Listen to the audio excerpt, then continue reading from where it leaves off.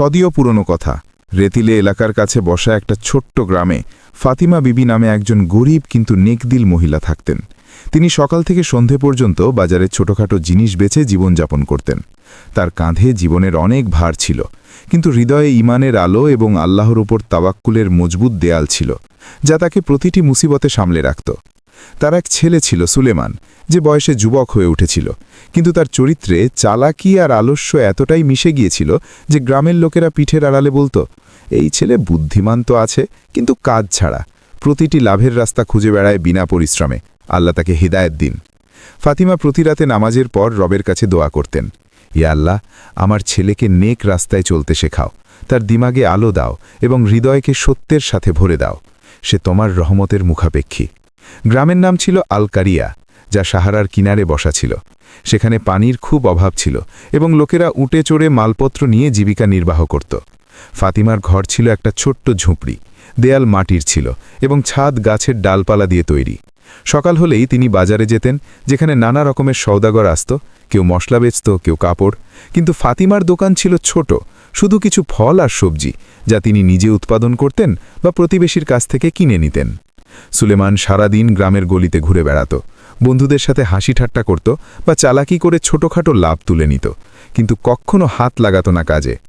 একবার গ্রামে একজন ধনী সওদাগর এলো, যার কাছে সোনার থলে ছিল। সুলেমান চালাকি করে তার সাথে বন্ধুত্ব করল এবং কিছু শিক্ষা ধার চাইল, কিন্তু ফেরত দিল না। গ্রামবাসীরা ফাতিমার কাছে অভিযোগ করল, তোমার ছেলে চালাক তো আছে, কিন্তু ইমানদার নয়, তাকে বোঝাও, নইলে বদনাম হবে। ফাতিমা সুলেমানকে ডেকে বললেন, বেটা, জীবনে চালাকি করে লাভ হয়, কিন্তু আল্লাহর নজরে তা বিষ।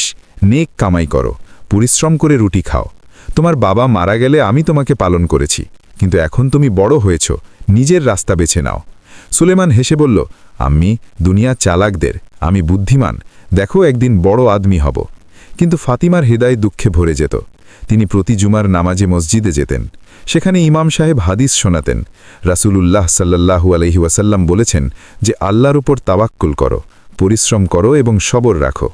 ফাতিমা ভাবতেন, কাশ সুলেমান এই সবক শিখত। গ্রামে একটা কূপ ছিল, যেখানে মহিলারা পানি ভরতে আসতেন এবং পুরুষেরা উটদের পানি খাওয়াতেন। সুলেমান সেখানে বসে গল্প বলত বা ধাঁধা ভাঙত, যা তার বুদ্ধির নমুনা ছিল। একদিন এক বুড়ো মুসাফির এলো, যে দূর থেকে এসেছিল। সুলেমান তার সাথে কথা বলল এবং ধাঁধা শোনাল। কোন জিনিস যা চলে কিন্তু পা নেই, কথা বলে কিন্তু জিভ নেই? মুসাফির হেসে বলল, হাওয়া। সুলেমান তার প্রশংসা করল, কিন্তু নিজেকে আরও বেশি বুদ্ধিমান মনে করত। ফাতিমা ঘরে ফিরলে সুলেমানকে নাসিহাত করতেন, বেটা, বুদ্ধি আল্লাহর আমানত, তাকে অহংকারে নষ্ট করো না। কোরআনে আছে যে আল্লাহ অহংকারীদের পছন্দ করেন না। কিন্তু সুলেমান কানে তেল ঢেলে ঘুমিয়ে পড়ত। এক রাতে তুফান এলো, সাহারার ধুলো উড়ল এবং ঘরের ছাদ উড়ে গেল। ফাতিমা আর সুলেমান মিলে তা ঠিক করল, কিন্তু সুলেমান অভিযোগ করল, আম্মি, এই গরিবই কবে শেষ হবে? ফাতিমা বললেন, সবর করো বেটা, আল্লাহ ভালো জানেন, দোয়া করো। পরের দিন গ্রামে হুইচই পড়ে গেল। দূর থেকে শাহী সওয়ারি আসছিল, ট্রাম্পেট বাজছিল এবং ঘোড়ার খুরের আওয়াজ শোনা যাচ্ছিল। সেনাপতি জাররার, যিনি রাজার বিশ্বস্ত ছিলেন, সওয়ারির সাথে ছিলেন। তারা গ্রামে থামলেন পানি খেতে এবং আরাম করতে। জাররারের নজর সুলেমানের উপর পড়ল, যে কূপের কাছে বসা ছিল। তার তীক্ষ্ণ দৃষ্টিতে ছেলেটির মধ্যে কিছু বিশেষ দেখলেন, যা সাধারণ মানুষের মধ্যে থাকে না। জাররার সিপাহীদের বললেন, ওই ছেলেকে ডাকো। সুলেমান এলো এবং সালাম করল। জাররার জিজ্ঞাসা করলেন, তোমার নাম কি? সুলেমান গর্বে করে বলল, সুলেমান হুজুর। জাররার মুচকি হেসে বললেন, বুদ্ধিমান মনে হচ্ছে তুমি, চলো আমার সাথে। কাসারে এমন লোকের দরকার যারা মাশওয়ারা দিতে পারে। রাজার বুদ্ধিমান লোকের প্রয়োজন। সুলেমান অবাক হয়ে আম্মির দিকে তাকালো, যিনি দূর থেকে দেখছিলেন। ফাতিমা গভীর শ্বাস নিয়ে চোখে জল নিয়ে বললেন, বেটা, যাও, কিন্তু প্রতি পদক্ষেপে আল্লাহর ভয় রাখো এবং ইনসাফের সাথে কাজ করো, নেকির রাস্তায় থেকো। সুলেমান মাথা নত করে সেনাপতির সাথে চলে গেল। গ্রামবাসীরা দেখতে লাগল যে এই কাজ ছাড়া ছেলে এখন শাহী কাসারে যাচ্ছে। পথে জাররার সুলেমানের সাথে কথা বললেন, তুমি কি পড়াশোনা করেছ? সুলেমান বলল, হুজুর, গ্রামের মক্তাবে কোরআন পড়েছি এবং ধাঁধা ভাঙার শখ আছে। জাররার হেসে বললেন, আচ্ছা, তাহলে একটা ধাঁধা শোনাও তো। কোন জিনিস যা ওপরে যায় কিন্তু কখনো নিচে আসে না? সুলেমান ভেবে বলল, উমর হুজুর। জাররার প্রভাবিত হলেন এবং বললেন, তুমি সত্যি তেজি, কাসারে পৌঁছে পরীক্ষা হবে। রাস্তা লম্বা ছিল, সাহারা দিয়ে যেতে হতো, যেখানে উটের সারি ছিল এবং দূর দূরান্ত পর্যন্ত শুধু রেত। সুলেমান প্রথমবার বাইরের দুনিয়া দেখল এবং হৃদয়ে খুশি হল, কিন্তু আম্মির নাসিহাত মনে পড়ল। সন্ধ্যায় তারা কাসারের দরজায় পৌঁছল, যেখানে উঁচু মিনার ছিল এবং সোনার দরজা। সিপাহীরা সালাম করছিল। জারার সুলেমানকে ভিতরে নিয়ে একটা ঘরে থাকতে দিলেন। বললেন, কাল রাজার সামনে পেশ হতে হবে, তৈরি থেকো। সুলেমান সারা রাত ঘুমালো না, ভাবতে লাগলো কি হবে। আম্মির দোয়া মনে পড়ল এবং সে নামাজ পড়ল, ইয়া আল্লাহ, আমাকে কামিয়াবি দাও, কিন্তু নেকির রাস্তায়। সকাল হলো, অফিসার তার পরীক্ষা নিল, কিছু প্রশ্ন করল, যেমন দুজন লোক ঝগড়া করছে, তাহলে ইনসাফ কিভাবে করবে। সুলেমান চালাকি করে উত্তর দিল, কিন্তু হৃদয়ে আল্লাহর নাম নিল। অফিসার রাজাকে জানালো এবং রাজা তাকে ডাকলেন। রাজার নাম ছিল সুলতান আবদুল্লাহ। তিনি নেকদিল ছিলেন, কিন্তু মশওয়ারার দরকার ছিল। সুলেমান সালাম করল। রাজা জিজ্ঞাসা করলেন, তুমি আমাদের জন্য কি করতে পারো? সুলেমান বলল, হুজুর, আমি মাসাইল সুলঝাতে পারি নিজের আকাল দিয়ে। সুলতান মুচকি হেসে বললেন, ঠিক আছে, কদিন দেখি। এভাবে সুলেমান কাসারে থাকতে লাগল। শুরুতে ছোটখাটো কাজ দেওয়া হতো, যেমন দরবারে আসা ফরিয়াদিদের মাসাইল শোনা। একদিন এক সওদাগর এলো, যার মাল চুরি হয়ে গিয়েছিল। সুলেমান চালাকি করে প্রশ্ন করল এবং চোর ধরে ফেলল। রাজা খুশি হলেন এবং বললেন, তুমি সত্যি তেজি, এখন বড় মুহিমে মাসওয়ারা দেবে। কিন্তু যত দিন যেতে লাগল, সুলাইমানের মধ্যে অহংকার ঢুকে পড়ল। সে ভাবতে লাগল, আমি কত বুদ্ধিমান, সবাই আমার প্রশংসা করে। এক সন্ধ্যায় সে কসরের বারান্দায় দাঁড়িয়ে ভাবছিল যে আম্মির নসিহত ভুলে গেছি, কিন্তু অহংকার তাকে থামিয়ে দিল। এদিকে ফাতিমা গ্রামে প্রতিদিন দোয়া করতেন, ইয়া আল্লাহ, আমার ছেলেকে হিফাজত করো, তাকে নেকির রাস্তা দেখাও। গ্রামবাসীরা জিজ্ঞাসা করত, সুলাইমান কেমন আছে? ফাতিমা বিবি বলতেন, আল্লাহ ভালো জানেন। তারপর চোখ আকাশের দিকে তুলে দোয়া করতেন যেন তার ছেলে নেক রাস্তায় কায়েম থাকে। কিন্তু আল কারিয়ার ছোট্ট দুনিয়ায় এখন সুলাইমানের অনুপস্থিতি একটা শূন্যতা রেখে গিয়েছিল। যেখানে আগে তার হাসি ঠাট্টা আর চালাক কথা গলিতে গুঞ্জরিত হতো, এখন শুধু ফাতিমা বিবির চুপচাপতা আর বাজারের ছোট দোকানে তার একাকী চেহারা দেখা যেত। প্রতি সকালে তিনি মসজিদে যেতেন। সেখানে ইমাম সাহেব একদিন খুতবায় বললেন, এ মুমিনগণ, আল্লাহ তাআলা মানুষকে পরীক্ষার জন্য সৃষ্টি করেছেন, কখনো ইজ্জত দেন, কখনো জিল্লাত, কিন্তু যে সবর করে এবং তাবাক্কুল রাখে সেই কামিয়াব হয়। ফাতিমা বিবি এটা শুনে হৃদয়ে স্থির করলেন যে তিনি সব অবস্থায় শুকরিয়া আদায় করবেন। এদিকে কসরে সুলাইমান এখন রাজার খাস মশিরদের মধ্যে গণ্য হয়ে গিয়েছিল। সুলতান আবদুল্লাহ তাকে প্রতিটি ছোট বড় মাসালে ডাকতেন এবং তার তীক্ষ্ণ বোঝার ক্ষমতায় অবাক হতেন। একদিন দরবারে একটা বড় ঘটনা ঘটল। পাশের মুল্ক থেকে এক সফির এলো, যে রাজাকে একটা তোহফা দিল, একটা সোনার সিন্দুক যাতে 3টে তালা ছিল এবং প্রতিটি তালায় একটা প্রশ্ন লেখা ছিল। সাফির বলল, হুজুর, যদি আপনার দরবারে এমন কেউ থাকে যে এই 3 প্রশ্নের উত্তর দিতে পারে, তাহলে এই সিন্দুক আপনার, নইলে আমরা ফিরিয়ে নিয়ে যাব। এটা আমাদের সালতানাতের ইজ্জতের মাসালা। সুলতান মুচকি হেসে সুলাইমানের দিকে তাকালেন এবং বললেন, সুলাইমান, এটা তোমার পরীক্ষা, সিন্দুক খোলো এবং উত্তর দাও। সুলাইমান সিন্দুক তুলে নিল। প্রথম তালায় লেখা ছিল, কোন জিনিস যা জীবিত কিন্তু শ্বাস নেয় না, চলে কিন্তু পা রাখে না এবং পানিতে থাকে কিন্তু তার শরীর ভেজে না, কারণ তার চামড়া খসখসে। দরবারে তালি বেজে উঠল। সাফির অবাক, প্রথম তালা খুলে গেল। দ্বিতীয় তালায় লেখা, কোন জিনিস যা সকালে 4 পায়ে চলে, দুপুরে 2 পায়ে এবং সন্ধ্যায় 3 পায়ে।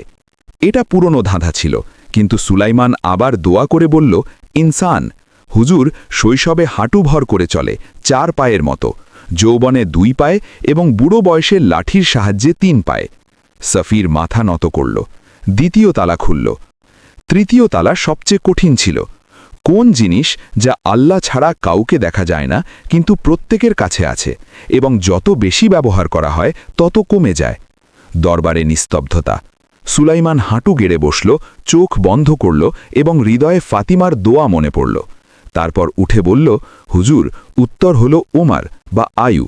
আল্লাহ ছাড়া কারো জানা নেই কত বাকি আছে, প্রত্যেকের কাছে আছে এবং প্রতি মুহূর্ত ব্যবহারে কমতে থাকে। সফির সিন্দুক রাজার হাতে দিল এবং বলল, আপনার দরবারে হাকিকি হিকমত আছে। সুলতান সুলাইমানকে জড়িয়ে ধরলেন এবং ইনাম হিসাবে একটা সোনার অংটি দিলেন।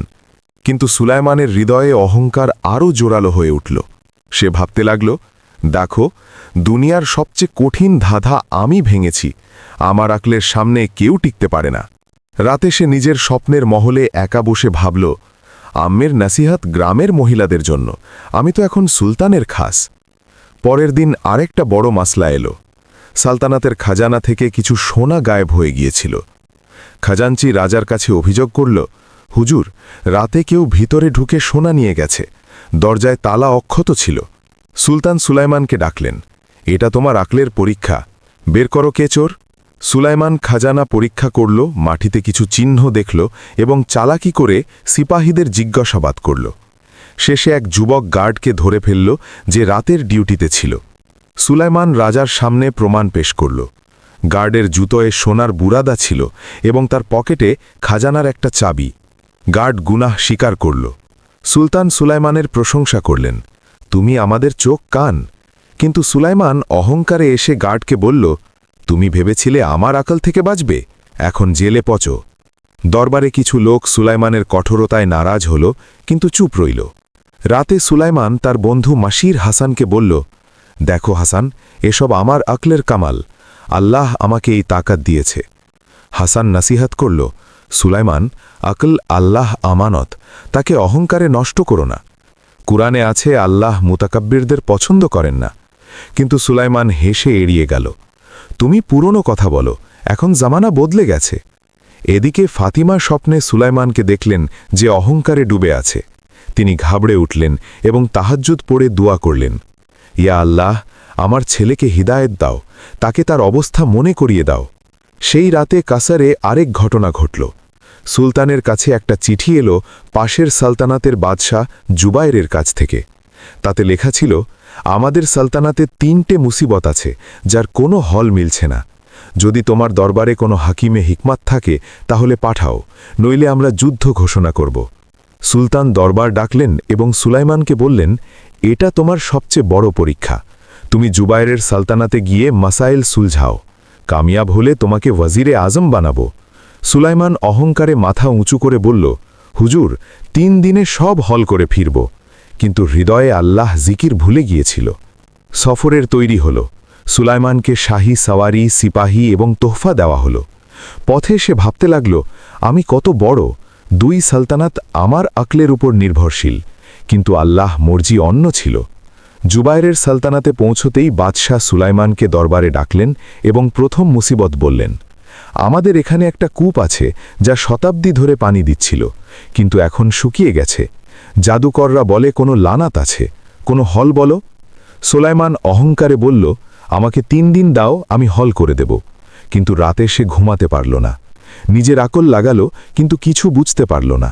প্রথমবার তার মনে হল যে হয়তো আম্মির দুয়ার দরকার, কিন্তু অহংকার থামিয়ে দিল।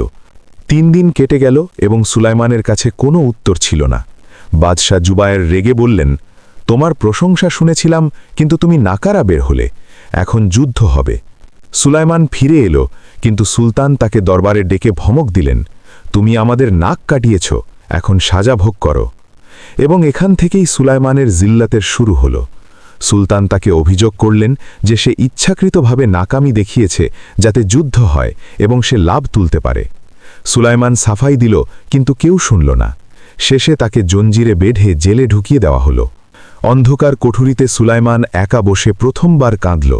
তার চোখের সামনে আম্মির চেহারা ঘুরতে লাগল।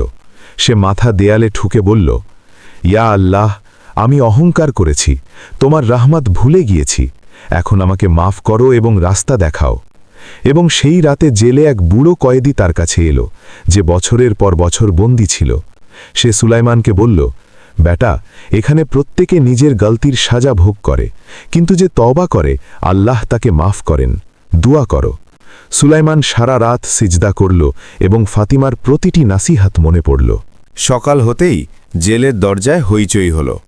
পাশের সালতানাতের বাদশাহ জুবায়ের নিজে এসেছিলেন এবং সুলতানের সাথে মিলে বললেন, আমরা শুনেছি আপনার জেলে সুলাইমান ধাঁধা ভেঙেছিল, হয়তো সেই আমাদের 3 মুসিবত সুলঝাতে পারবে, তাকে রেহা করো। সুলতান অবাক হয়ে সুলাইমানকে ডাকলেন, কিন্তু সুলাইমান আর সেই অহংকারী ছেলে ছিল না। তার চেহারায় সুকুন ছিল, যেন রাতভরের ইবাদত তার হৃদয়ের সব কালিমা ধুয়ে দিয়েছে। জঞ্জির এখনও তার হাত পায়ে ছিল, কিন্তু চোখে আল্লাহর নূর ঝলকাচ্ছিল। সে দরবারে এলো। সুলতান আবদুল্লাহ দেখলেন সুলাইমানের কদ ঝুঁকে আছে, নজর মাটির দিকে এবং ঠোঁটে হালকা মুচকি হাসি। বাদশাহ জুবায়ের দাঁড়িয়েছিলেন। তাদের চোখে আশা এবং বেচাইনি দুটোই ছিল। সুলতান শক্ত লেহেজে জিজ্ঞাসা করলেন, সুলাইমান, তুমি আগে নাকামি দেখিয়েছ, এখন আবার মওকা চাও।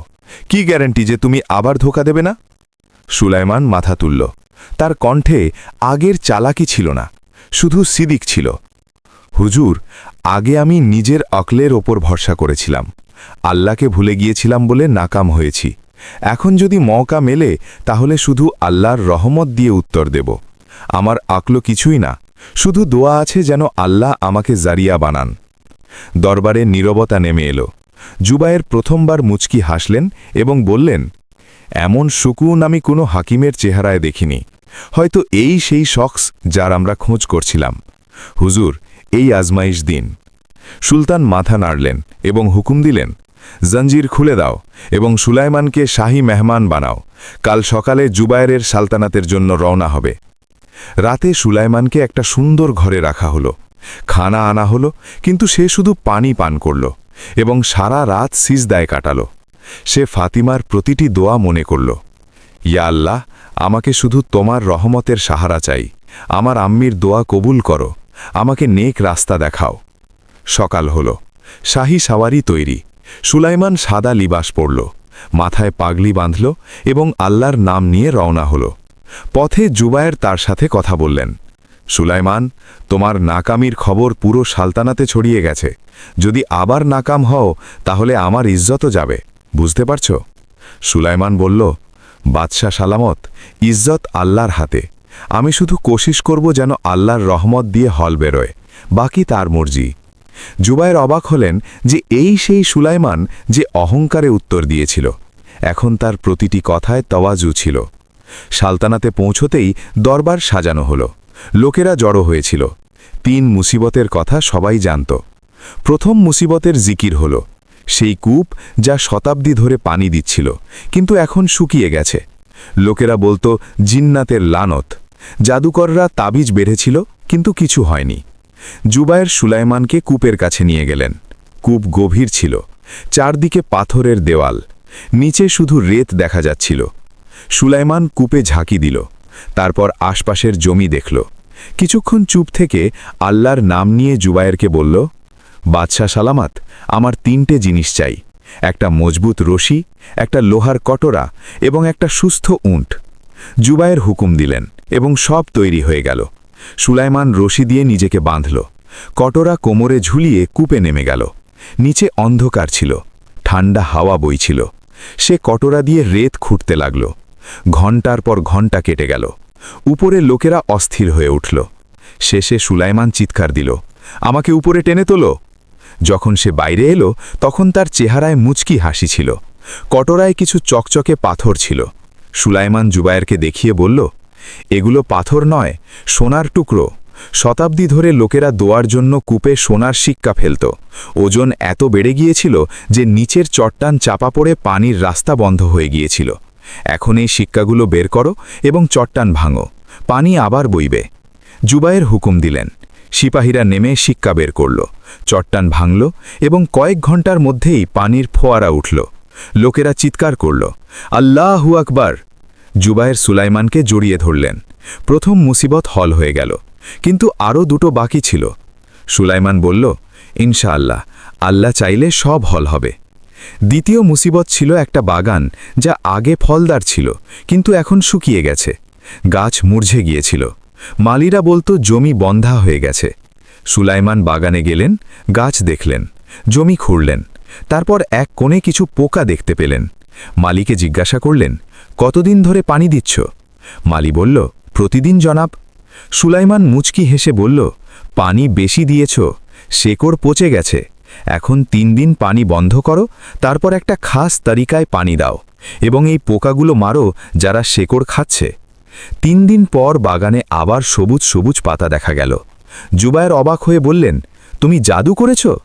সুলাইমান বলল, না বাদশাহ সালামত, আল্লাহ ইলম দিয়েছেন। আমি শুধু দেখেছি এবং বুঝেছি। এখন তৃতীয় এবং সবচেয়ে বড় মুসিবত বাকি ছিল। সালতানাতের ওয়ারিস, জুবায়েরের ছেলে শাহজাদা আহমদ, যে ছোটবেলা থেকে অসুস্থ ছিল। কোনো হাকিম কিছু করতে পারেনি। সে কথা বলতে পারত না, চলতে পারত না, শুধু শুয়ে থাকত। জুবায়েরের চোখ ভিজে গেল। বললেন, যদি তুমি তাকে ঠিক করে দাও তাহলে আমি তোমাকে আধা সালতানাত দিয়ে দেব। সুলাইমান মহলে শাহজাদার কাছে গেলেন। ছেলেকে দেখলেন, তার মা কাঁদছিলেন। সুলাইমান ছেলের হাত ধরলেন, তার চোখের দিকে তাকালেন। তারপর বাইরে গিয়ে জুবায়েরকে বললেন, বাদশাহ সালামাত, আমার শাহজাদার আম্মির সাথে একা কথা বলতে হবে। জুবায়ের ইজাজত দিলেন। সুলাইমান রানীকে জিজ্ঞাসা করলেন, শাহজাদা জন্মের আগে কি হয়েছিল? রানী কাঁদতে কাঁদতে বললেন, আমি এক গরিব মহিলাকে তার ছেলের জন্য দুধ দিইনি। সে বদদোয়া দিয়েছিল যে আমার ছেলেও কখনো না বলুক না চলুক। সুলাইমান বললেন, এখন সেই মহিলাকে খুঁজে বের করো, তার কাছে মাফি চাও এবং তাকে শাহজাদার জায়গায় নিজের ছেলে মনে করে দুধ খাওয়াও। জুবায়ের পুরো সালতানাতে খোঁজ করালেন। সেই মহিলা পাওয়া গেল যিনি এখন বুড়ি হয়ে গিয়েছিলেন। তাকে মহলে আনা হলো। রানী তার পায়ে পড়ে মাফি চাইলেন। মহিলা ছেলেকে কোলে নিলেন, দুধ খাওয়ালেন এবং দোয়া করলেন, ইয়া আল্লাহ, আমার বদদোয়া ফিরিয়ে নাও, এই ছেলেকে শিফা দাও। সেই রাতে শাহজাদা কাঁদল। প্রথমবার তার আওয়াজ এলো। সকালের মধ্যে সে চলতে লাগল। জুবায়ের সুলাইমানকে জড়িয়ে ধরলেন, বললেন, তুমি 3টি মুসিবতই হল করে দিয়েছ, এখন তুমি আমাদের খাস মেহমান। সুলাইমান বলল, বাদশাহ সালামাত, এসব আল্লাহর রহমত, আমি তো শুধু জারিয়া। এখন আমাকে আমার সুলতানের কাছে ফিরতে হবে। জুবায়ের শাহী তোহফা দিলেন, সোনা, ঘোড়া, কাপড়, কিন্তু সুলাইমান শুধু একটা কোরআন শরীফ নিলেন এবং বললেন, এটাই সবচেয়ে বড় তোহফা। ফেরার পথে সুলাইমান ভাবল, এখন আমি বুঝেছি, অহংকার মানুষকে জেলে নিয়ে যায় এবং তাওয়াক্কুল আজাদ করে। সুলতান আবদুল্লার দরবারে পৌঁছে সুলাইমান সাজদায়ে শুক্র করল। সুলতান জিজ্ঞাসা করলেন, কি হয়েছে? সুলাইমান পুরো দাস্তান শোনালেন। সুলতান তাকে জড়িয়ে ধরলেন, বললেন, তুমি আমাদের ইজ্জত ফিরিয়ে দিয়েছ, এখন তুমি আমাদের ওয়াজিরে আজম। কিন্তু সুলাইমান ইনকার করলেন, বললেন, হুজুর, আমাকে ইজাজত দিন যেন আমি আম্মির কাছে যাই, তিনি আমার কাছে সবচেয়ে আহাম। সুলতান মুচকি হেসে বললেন, যাও, কিন্তু প্রতি বছর দরবারে আসবে। সুলাইমান গ্রামের দিকে রওনা হল। পথে এক মসজিদে নামাজ পড়লেন এবং দোয়া করলেন, ইয়া আল্লাহ, আমাকে সব সময় তোমার রাস্তায় রাখো। আল কারিয়ায় পৌঁছতেই ফাতিমা মসজিদের সাহানে ছিলেন। সুলাইমানকে দেখেই তিনি দৌড়ে এসে জড়িয়ে ধরলেন। সুলাইমান বলল, আম্মি, আমি সেই পুরনো সুলাইমান নই। সুলাইমান ফাতিমার পায়ে মাছা রাখলেন এবং আসু দিয়ে তার পা ধুয়ে দিলেন। ফাতিমা তাকে তুললেন। চোখ ভিজে ছিল কিন্তু চেহারা নুরানি। বেটা, আল্লাহ আমার দোয়া কবুল করেছে, তুমি এখন নেক রাস্তায় আছো, এটাই যথেষ্ট। গ্রামবাসীরা জড়ো হল। কেউ বিশ্বাস করতে পারছিল না যে এই সেই কাজছাড়া সুলাইমান যে এখন শাহী লিবাসে, কিন্তু তার চোখে তাবাজ্য এবং ঠোঁটে আল্লাহর জিকির। আল কারিয়ার ছোট মসজিদে ইমাম সাহেব খুতবা দিলেন, হে মুমিনগণ, দেখো আল্লাহর রহমত, যিনি অহংকারীকে জেল থেকে বের করে ইজ্জত দান করেন। সুলাইমানের মিসাল আমাদের সামনে আছে। সুলাইমান মসজিদের বাইরে দাঁড়িয়ে সবাইকে সালান করলেন এবং বললেন, আজিজ গ্রামবাসী, আগে আমি তোমাদের কষ্ট দিয়েছি চালাকি করে, কিন্তু এখন আল্লাহর কসম আমি তোমাদের খাদিম।